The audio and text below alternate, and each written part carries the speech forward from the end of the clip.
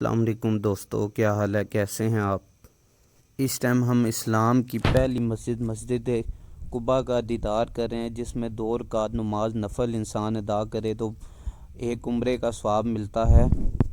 اس مسجد کا ذکر قرآن پاک میں بھی ہے اور اس مسجد کی بنیاد تقوی کی بنیاد پہ رکھی گئی ہے، اور اس مسجد میں نبی پاک صلی اللہ علیہ وآلہ وسلم ہر ہفتے آیا کرتے تھے، اور ابھی بھی مدینے کے لوگ کثیر تعداد میں ہفتے کے دن ادھر آتے ہیں۔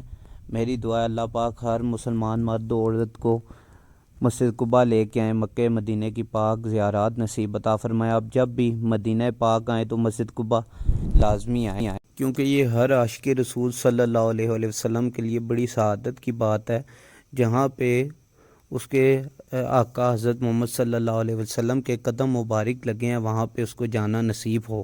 یہ وہ عظیم مسجد ہے جس میں نبی پاک صلی اللہ علیہ وآلہ وسلم نے اپنے ہاتھوں سے حصہ ملایا، اور نبی پاک صلی اللہ علیہ وسلم اور صحابہ نے اپنے ہاتھوں سے اس کو تعمیر کیا ہے۔